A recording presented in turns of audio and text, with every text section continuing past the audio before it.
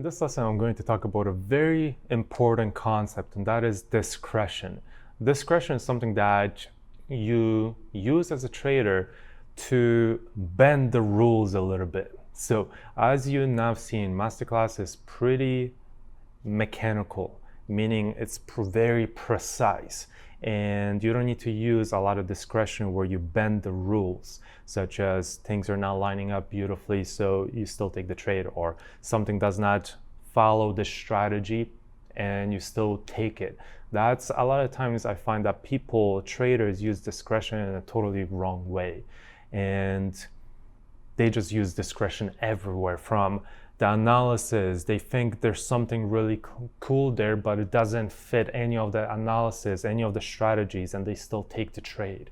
They use their discretion, and a lot of times that results in emotional trading, period. And emotional trading at the end of the day results in very bad results, very bad trading performance. So you want to minimize your discretion as a trader, whether you're a beginner or whether you're actually pretty good at this stuff. You want to minimize discretion. And there's one concept I want to bring you to, and it's not the 80-20 principle, it's the 90-10. 90% precision and 10% discretion. So within trading MasterClass, everything is so precise, so I still want you to utilize 90% precision and only about 10% discretion. Discretion should be very, very minimal. Now, you're gonna evolve as a trader. You will evolve your trader personality, and your discretion will evolve as well. The more you understand this, the less discretionary you will be, because you understand it very well.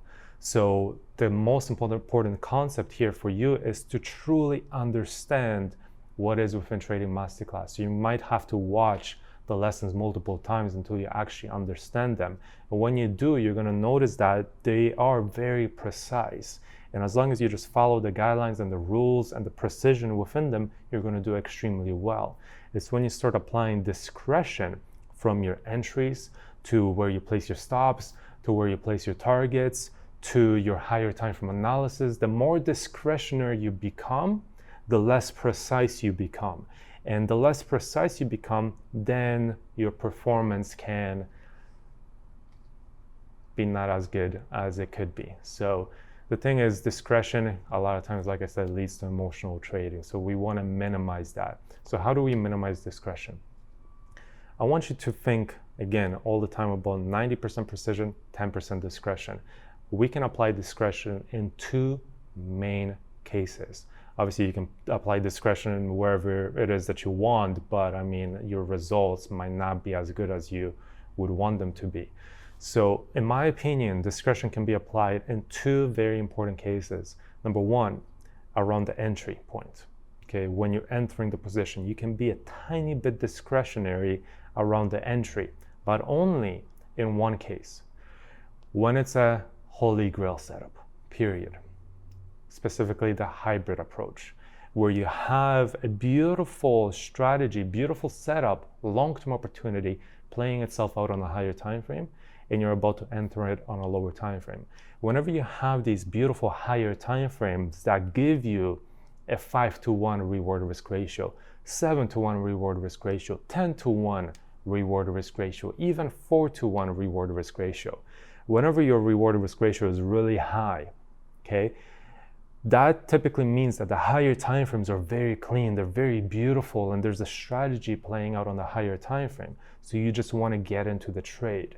But you don't want to be fully discretionary. You still want to make sure that on a lower time frame, the strategy is there.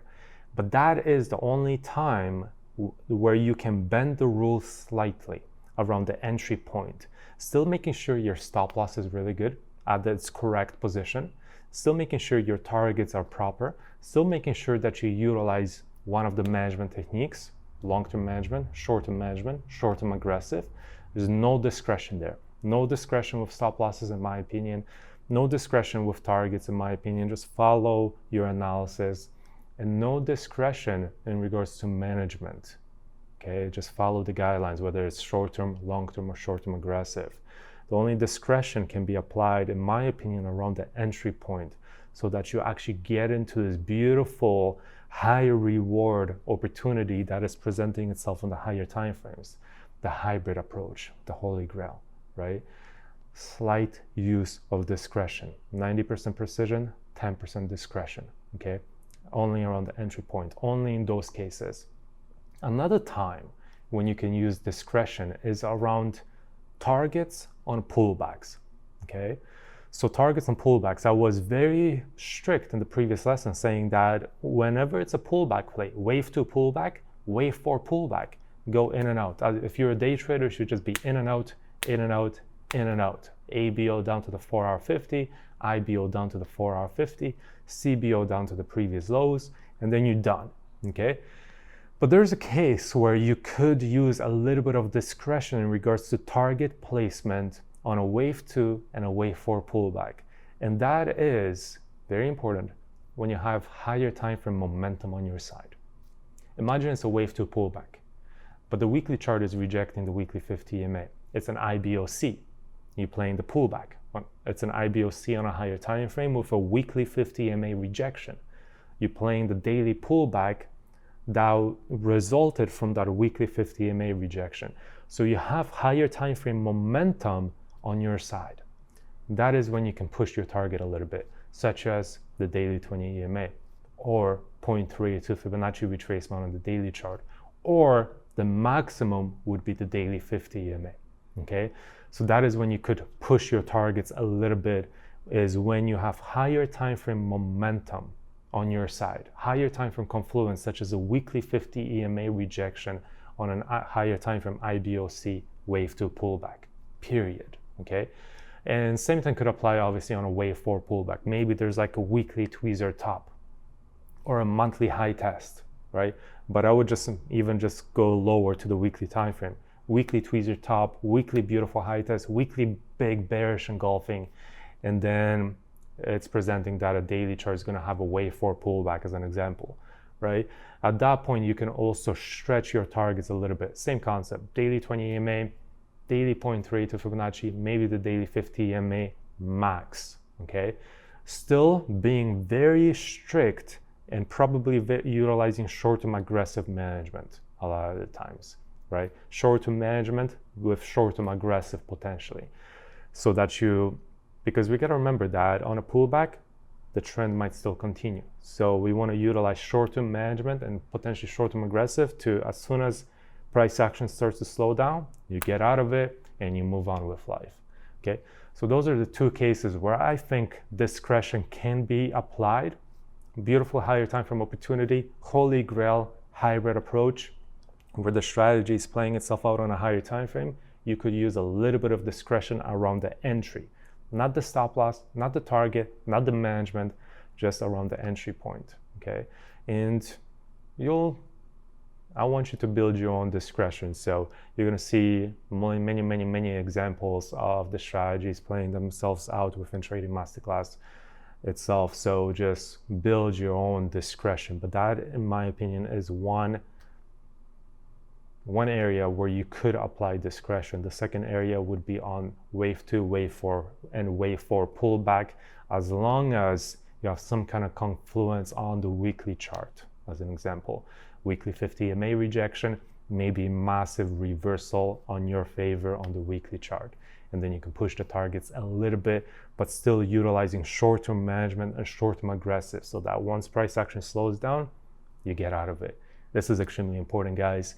This is something that I find people get so wrong, and they just have FOMO, fear of missing out, revenge trading, and all the different emotions that you can experience as a trader, right? And then because of those emotions, they just apply discretion everywhere. And that's not going to get you results, period. I'm going to be straight up about that. Using discretion everywhere will not make you a consistent trader. Precision will make you a consistent trader. So 90% precision, 10% discretion. That is an extremely important concept to understand, and be patient with yourself, and be strict with yourself as well. So that is it for the discretion lesson. I hope you enjoyed it. I hope it makes sense. And again, you're going to build your discretion as a trader. But again, those two cases are, in my opinion, where you could apply a little bit of discretion. That is it. Hope you enjoyed it, and I'll see you in the next lesson. Take care.